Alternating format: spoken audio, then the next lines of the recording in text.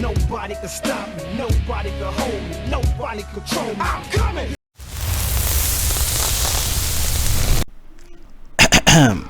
Hello and welcome to the MVPs podcast. I'm your host, The King. Now normally I'll have Frank or Kudo with me, or both at the same time. But today, or I could say for the next, I would say one extra video after this, it'll be a solo dolo. I'm running solo. Yeah, that's it. I'm running solo.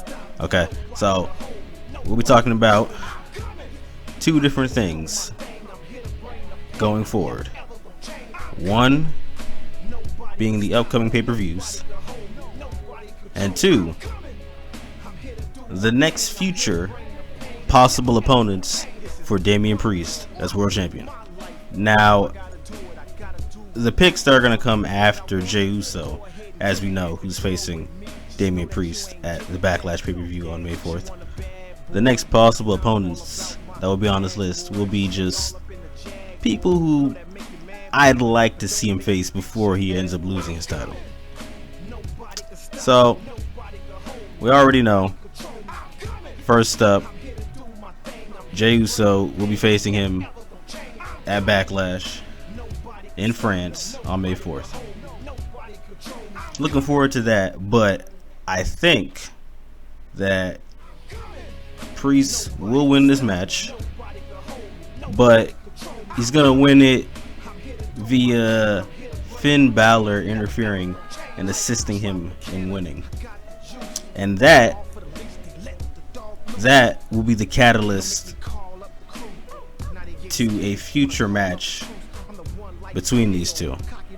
So, as we know, Rhea Ripley had to relinquish her title due to injury suffered by Liv Morgan, and all she really wanted by the end of it, as she's like relinquishing this belt and going to the back, she's like, you know, trying to make sure the group stays together, you know, while she's gone, because technically speaking, we don't really want to hear it, but technically speaking, she is the leader of this group, and she was kind of the piece that was kind of holding it together.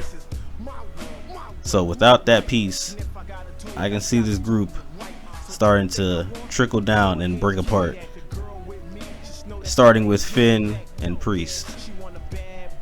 So once Finn assists Priest in winning his match at Backlash, it's gonna be like, you know, he's gonna be a little cocky about it. He's gonna be like, hey man, you couldn't have won this match without my assistance.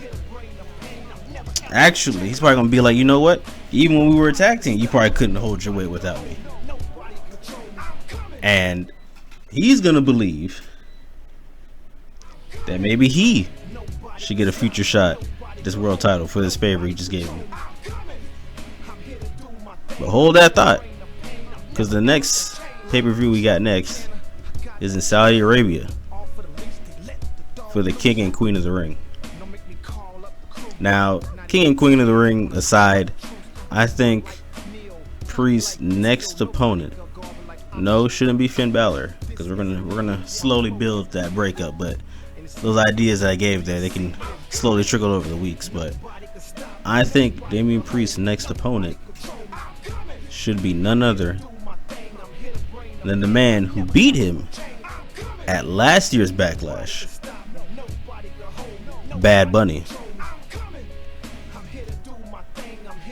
I know, it sounds crazy, doesn't it? But listen, Bad Bunny beat Damian Priest one-on-one.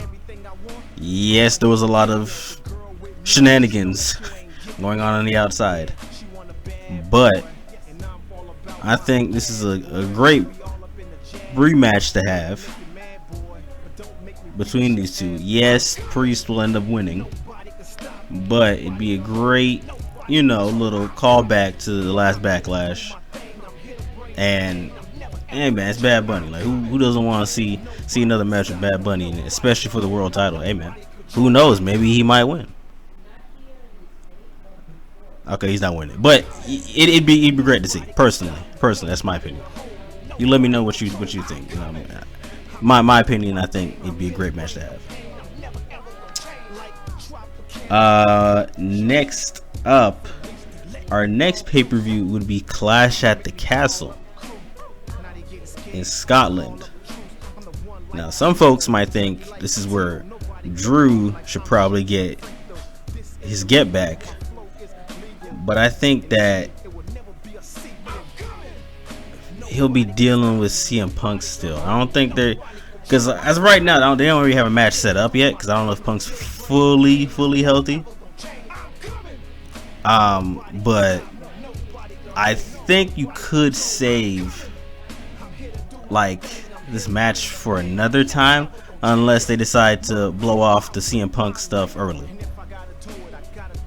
with Drew. I don't know. I don't think you would do that like so quick. I think you probably would like save that for like a SummerSlam kind of match or something. But that's just me. I mean, unless they want to get it out the way early in like Saudi Arabia or something, I feel like you should like save that for SummerSlam. But if the question is who would Priest be facing if he wasn't facing Drew at Clash at the Castle, then I would recommend personally, I'd be fine if you actually got the blow off. Hey yo, it's not kind of crazy. If you got the payoff or blow off, hey yo, no diddy, to have it between Priest and Finn Balor. Now Finn Balor can finally get his I'd say turning moment, whether that be Priest technically turning face or Finn switching face. Nah, that's not right. Nah, get that man heel. Nah, having Priest turn face and having Balor turn on him and wanting his match at Clash of the Castle. You know, Priest did say this past Raw that he'd want to bring the Prince back out and have him defeat Jey Uso.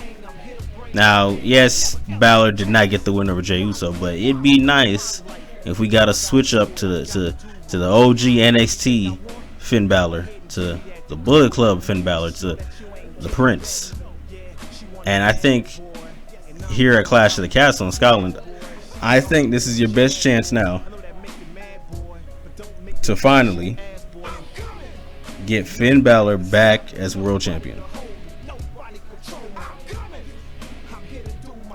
But if he doesn't win and he loses, then Senor Priest will for sure lose at the very next pay-per-view, which is Money in the Bank, set for July 6th, where he'd go one-on-one with this man right here. That's right, Gunther, Goon, the man of men. This man, probably the most dominant IC champion, now rising to the top to claim his rightful spot as world champion at Money in the Bank. Some would like to wait to Bash at Berlin, but I feel like, come on, like, you know, like how much farther are we gonna, you know, extend this like matchup? Like, how much farther are we gonna extend it? Like, we can delay it longer, you know, to pass SummerSlam and wait till August 31st, which is Bash in Berlin. But it's like, you really want to wait that long? You can, but like, let's be honest. Who else is Priest gonna end up facing? Now, yes, the draft is coming around, and you could switch over, like, I don't know. You could be switching over Bobby. You can switch over. God, that's really it. Wow, it's not much left, because you go from Bobby, then there's AJ, but I think AJ might end up winning and facing Cody So I think AJ might end up getting drafted to SmackDown with Cody. So your options, if they did switch anyone over to Raw, where I'm pretty sure Priest is gonna end up staying, you switch over what, Bobby and LA Knight. Yeah, these options aren't like besides Bobby, it's like these are real poor options to have to work with. So yeah, I can see Gunther getting his title reign started at Money in the Bank. Yeah, I can see it happening at Money in the Bank. If not Money in the Bank, then SummerSlam. That's the latest. But like I don't see it dragging the Bash in Berlin unless they're really like slow building all this stuff. But like there's only so much slow build you can do between those matches I just stated. Like even if Jey Uso gets like a rematch or something, like Jey Uso, Finn, and who did I say again? Is it Jey, Finn, Goon? Oh, Bad Bunny. Yeah, got my nigga. Okay, yeah. So between Jey, Bad Bunny, Finn, then Goon. But if you want to squeeze in Bobby Lashley somewhere, then I guess you could like do Jey, Balor. No, you can do Jey, Bad Bunny. Actually, wait, hold on. Where's Money in the Bank's at Canada? Does Canada really care about Bad Bunny? They might. I don't know, he quite swapped that around, but Jey, Bad Bunny, Bobby, then Balor at SummerSlam. Those are your options. I say you can go in that order, and then you know what? Actually, yeah. You know what? We're running like that. Here's how we do it. We'll do it like this. We'll start back from the beginning. Jey Uso, Bad Bunny. Then we get Bobby Lashley, Finn Balor, then Gunther at Bash at Berlin. If you want to build it that way, if you want to go that route, then we can do that. We can do Jey Uso Backlash, Bad Bunny at Saudi Arabia, then